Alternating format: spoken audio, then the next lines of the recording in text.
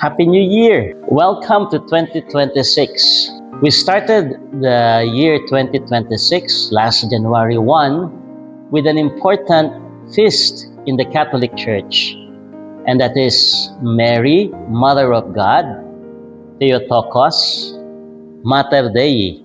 With this, I would like to present several of our New City books which speak about Mary. We entrust this year to our Blessed Mother so that we will have a peaceful and productive year and we may be closer to God. And a person who can lead us closer to God is no other than the Blessed Mother. The first book is entitled Mary in 3D, Icon of Discipleship, Doctrine, and Devotion. An icon is an image that leads us to God, that brings us to God, and God to us. Mary is an icon because her person leads us to be closer to God, especially to Jesus. This book is a good reflection on Mary as icon of discipleship, of doctrine, and devotion. Mary is a living icon, someone who brings us to God and God to us. In the words of Saint Therese of Lisieux, the Blessed Virgin is Queen of heaven and earth, but she is more mother than queen. Mary is a window to eternity. She is a model of doing God's will, faithful to the teachings of God, and her faith is a faith that seeks understanding. Her life can help us on how to adore and to worship God. Authentic Marian devotion is really being closer to Christ. The cover is our famous Our Lady of Perpetual Help, especially on the Wednesday devotion in Baclaran. The author is a Redemptorist, Dennis J. Billy.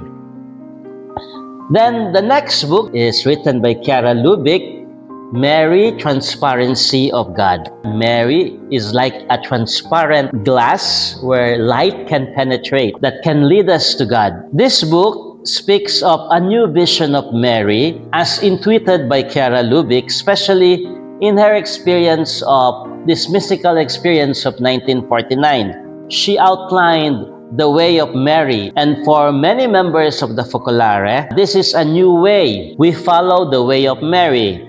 First, in the Annunciation, where we experience the Annunciation of the love of God for us, and then the Visitation, when we are called to be concrete in loving our neighbor, just like what Mary did by helping her cousin Elizabeth. Then the third is the birth of Jesus, wherein we are called also to generate among us by our mutual love this presence of Christ in our midst with God's grace. Then the presentation of Jesus in the temple, wherein we are also somehow there is a foreboding of the suffering that we will experience, just like what Mary experienced when the prophet Simeon prophesied that the baby will pierce her heart. And then there is the flight into Egypt. Many of us, after receiving the grace of the gospel, of living the gospel of conversion, our faith somehow is shaken with the scandals in the church,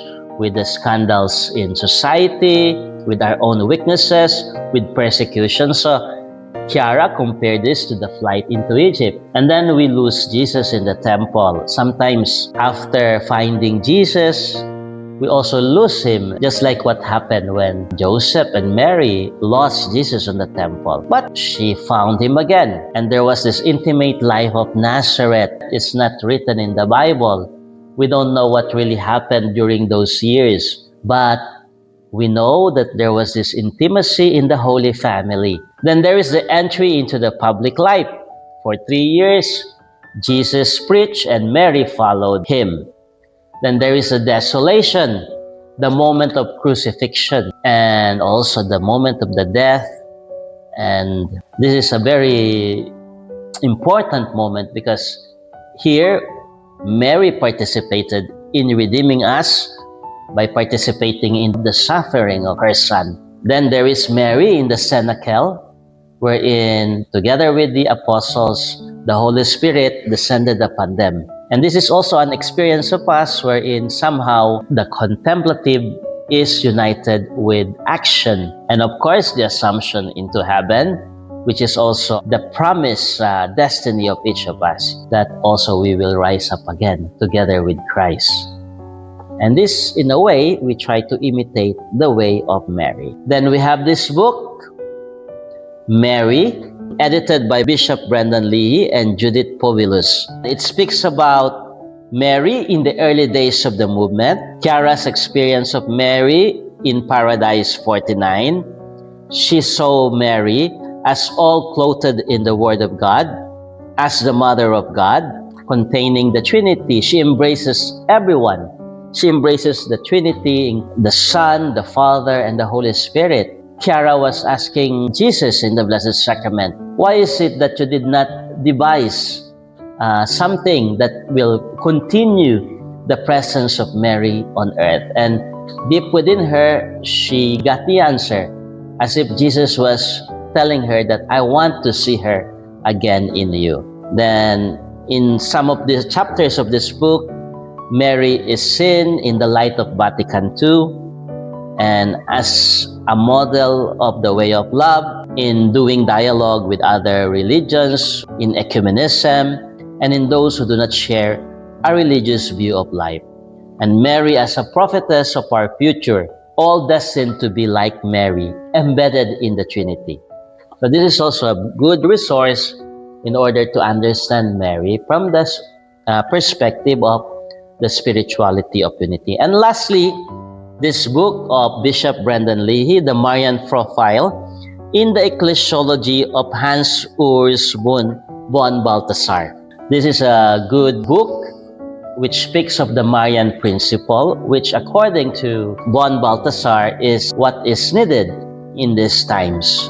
He speaks of the islands of humanity, wherein in these islands of humanity, we can be like Mary, who can generate Jesus in the midst. And this is a good resource in order to understand the Marian profile of the Church. So, in the conclusion of this book, it is written, at the beginning of a new millennium, there is a rediscovery or new discovery of this Marian principle. And this book has aimed at opening up something of von Balthasar's intuition concerning this sign of our times.